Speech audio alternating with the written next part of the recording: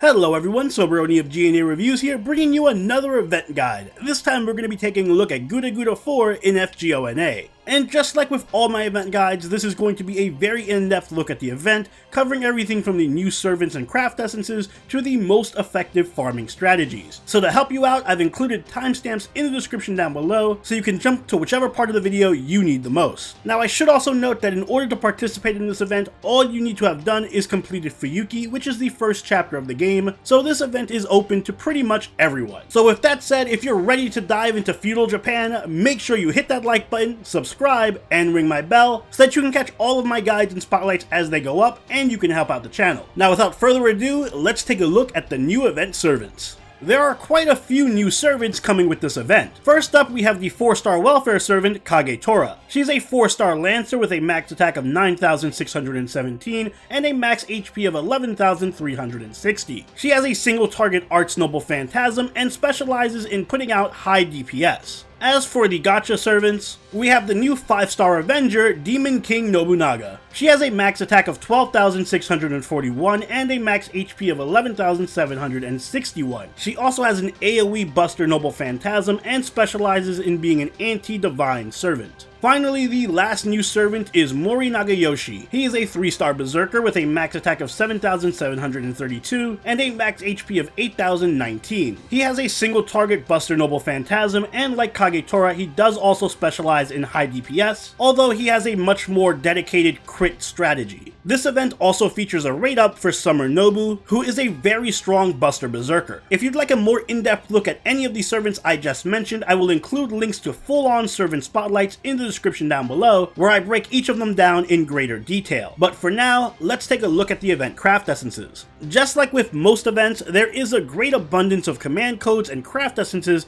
coming with Guda. Starting off with the gacha craft essences first, we have the 3-star Oni's Tea Ceremony. This craft essence increases crit damage by 5%, as well as healing received by 5%, and it will increase the fiber drops from the event by 1. Outside of the event, this can function as a budget craft essence for some crit servants like Mori, Ku Prototype, and William Tell. Moving on, we have the 4-star God of War. This craft essence increases arch card effectiveness, NP damage, and NP gain by 8%. It will also increase salt drops by 1. This is quite a decent craft essence for arch servants who love to NP spam, like Kagetora, Kuro, and Jean Archer. And finally, the last gacha CE is the 5-star Warlord's Rivalry. This craft essence increases quick and buster card effectiveness by 10% and grants 40% starting NP charge. It will also increase the miso drops by 1 for the duration of the event. This craft essence is good on any kind of quick and buster specialized servants like Okita, Ku, and Ibaraki Lancer. Next up, we have the free event CE, the 5-star Can't Fight on an Empty Stomach. This craft essence increases quick and arch card effectiveness by 10%, as well as crit damage by 10%. In addition, for the entire event, it will increase the attack damage of the equipped servant by 100%, or 200% if you max limit break it. This can be a good craft essence for servants to have a mixed quick and arch deck like Bradamante, Saber Hokusai, and Emiya Alter. Moving on, we also have brand new command codes coming with this event. First up, we have the 3-star Inexperienced Fantasies Command Seal. This command code can only be engraved on an arch card, and when it is, it will increase that card's star absorption by 100%. An excellent command code for any kind of arch crit servant like Kagetora, Saber Lancelot, or William Tell. Next up, we have the 4-star Fine Sword. This command code will ignore invincibility when attacking with the engraved card. This is a pretty decent general purpose command code, and it can really fit on any kind of DPS servant. And finally, we have the 5-star The Great Fool of Owari. This command code will increase crit damage against divine enemies by 30% when attacking with the engraved card. Naturally, this goes well on any kind of servant that is anti-divine, like any of the Nobus, Karna, or Enkidu. Guda 4 is also going to feature 3 unique event currencies that can be traded into the event shop for various ascension mats and items. These currencies are going to be fibers, salt, and miso. The fibers can be traded in for 1 copy of the event craft essence, as well as craft essence experience cards, giant's rings, void dust, evil bones, 4-star and 3-star foes, and 4-star and 3-star EXP. The Salt can be traded in for yet another copy of the event CE, as well as more Craft Essence experience cards, Reactor Cores, Lamps, Eternal Gears, Archer, Rider, and Berserker pieces, and 4-star foes. And finally, the Miso can be traded in for 2 copies of the event CE, as well as Gallstones, Bloodstone Tears, Grease, Archer, Rider, and Berserker monuments, and 4-star foes. If you're looking to clear out the entire shop, you're going to need 3,600 fibers, 4,100 salts, and 3,700 misos. You should also note that there are only going to be 4 copies of the event Craft Essence in the shop, so if you do plan on max limit breaking this, you will need to get lucky and farm for a 5th copy from the event. Now let's talk a little bit about the event structure itself. This is a very unique type of event that is going to be focused around resource gathering. We don't have many of these types of events, but for those of you who remember the original first summer event, it's very similar to that. Basically, in addition to the 3 shop currency items, there are going to be additional resources called supplies. These supplies include military rations, black powder, and iron, and you will be rewarded with a set amount of these supplies anytime that you clear an event quest. You will then need to use these military supplies to open up new story quests and side quests. So for example, you may reach a certain point in the story where the next quest requires 100 rations and 100 iron before you're allowed to do it. So you will need to farm those items by completing other event quests until you have enough. But in addition to the main story quests, there are going to be 2 other types of quests: recruitment quests and suppression quests, which are going to open up as you progress through the event. Recruitment quests are going to be quests that allow you to unlock new allies that you can use as supports throughout the event. It's best to think of them as side quests that are going to let you recruit new enemy commanders to your side, and they're going to make the rest of the event a lot easier. These allies are not just your basic supports. They all come with unique special effects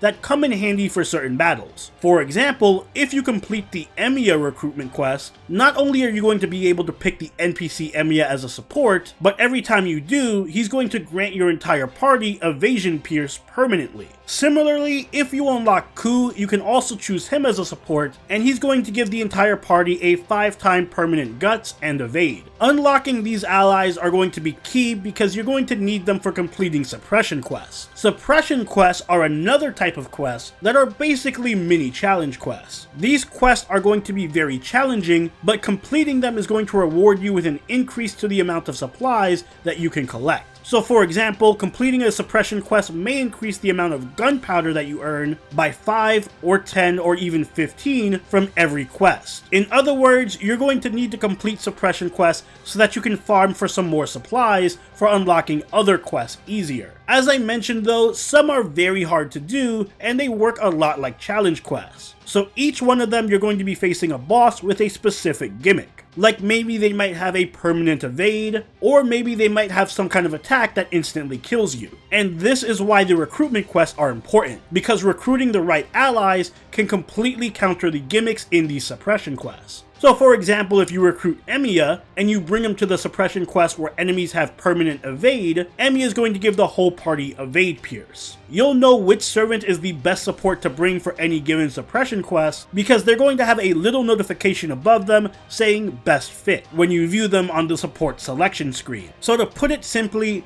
you're going to need to farm supplies to unlock story quests, you need to complete suppression quests to make supply farming easier, and you need to complete recruitment quests to make suppression quests easier. They all tie together. Speaking of the event story, there is going to be a lot of story to this event. In fact, it's broken into 2 parts, Part 1 and Part 2. Part 2 is going to be time locked until the 26th though. Part 1 of the event is intended to be accessible to new players, so it isn't difficult at all. Bringing the recommended supports should be more than enough to breeze through it. Part 2 is going to be a bit more difficult, and it's more intended for mid to endgame players, since there is a bit of a spike in difficulty. But thankfully, you don't need to beat Part 2 to unlock Kagetora. Completing it will just reward you with a grail and additional copies to NP5 her. So if your main focus for this event is to unlock Kagetora, then all you need to do is clear the epilogue of part 1. You'll also get her ascension materials by completing the various suppression quests. You'll get one of her ascension materials from completing the suppression quest at Toriyama, another one by completing the suppression quest at the Mumiya gold mine, another one from the Tozawa gold mine, and the final one from the Shibata castle. The additional 4 copies of Kagetora that you need to NP5 her are going to be earned from part 2 when completing the Kurokawa castle,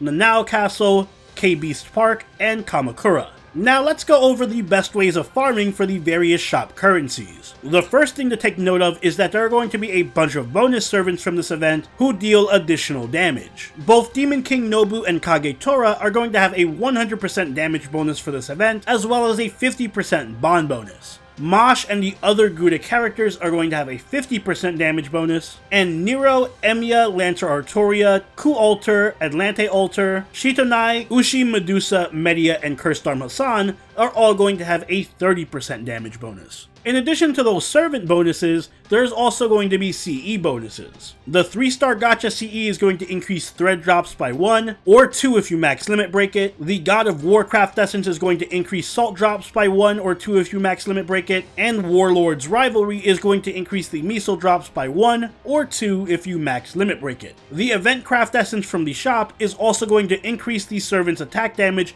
by 100% when equipped on any servant. That attack bonus can reach up to 200% if you max limit break it. As for the strategy of how you should approach this event, I highly recommend rolling the friend point gacha to try to get as many of that 3-star craft essence as possible. Once you get the 3-star craft essence, try and farm until you're able to purchase the shop craft essence as soon as possible. If you're lucky enough to get an extra copy of the event craft essence from a drop, then I highly recommend max limit breaking it so that you can get the full 200% damage. It will help tremendously. As for which quest you should be farming for each item, Miso is going to be best farmed at the Demon King Castle, which is going to have archer enemies. That node will also drop gallstones, eternal gears, and void dust. Salt can be farmed at Senpu Castle, which is going to feature berserker enemies, and that node is also going to drop spirit roots and stakes. And finally, the fibers can be farmed at Gifu Castle, which is going to have assassin enemies, and is also going to drop mirrors, snake jewels, and octuplet crystals. And last but not least, this event is also going to feature a challenge quest at the end. You're only going to get the challenge quest if you've already beaten Solomon, so new players may not be able to access this. The final challenge quest is going to pit you against Oni Shibata, who is going to be a berserker class enemy. He's going to have 2 break bars. His first break bar he's going to have 700,000 HP, then he's going to have 1 million HP, and then his final HP bar is going to be 1.5 million HP. The entire gimmick of this challenge quest is going to revolve around Shibata being able to spam defense buffs on himself. When the battle starts, he's going to buff himself with a 10% defense up every turn, as well as heal himself for 2000 HP.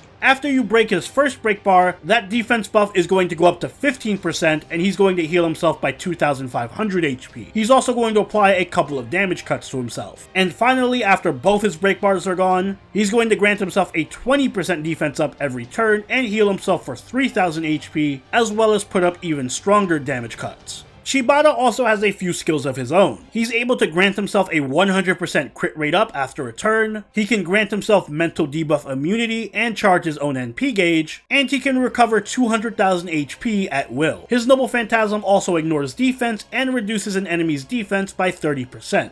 The strategy for this fight is going to revolve around bypassing Shibata's defense. So defense piercing Noble Phantasms and servants who can grant defense pierce like Holmes are going to be excellent choices here, since they allow you to basically play around Shibata's entire gimmick. Defensively, you should be bringing servants who can grant invincibility and evade, since he can pierce defense. Also, you should bring servants who can stun and stall Shibata because he deals massive damage, especially if he's able to get that 100% crit buff. His HP may look massive, but keep in mind that you can use the Event Craft Essence, which is going to at least give you a 100% damage bonus. So it isn't all that bad, especially if you have it max limit broken. And of course, if you have one of the event bonus servants like Kagetora or Nobu, then I would highly recommend using them because they have an even greater damage bonus. And that just about about covers everything from Guda 4. Overall, I would recommend farming this event very lightly at the start, focus on just getting that event shop CE as quickly as possible, and getting through as much story as you can. Don't go hard on apples too early, especially since we have other big summer events coming up as well as Guildfest. Make sure that you do all of the recruitment quests because they will help you overcome suppression quests that you might get stuck on. And at the very least, make sure you complete all of part 1 of the event so that you can get Kagetora. This is a very unique event, so I fully expect that you guys are going to have a lot of questions, so let me know your questions in the comments down below. And if this video did help you, please do make sure you subscribe and like the video. If you haven't already, do follow us on Twitter, follow us on Twitch, and join the party on our Discord. But until next time, this is Soberoni, signing out. Later.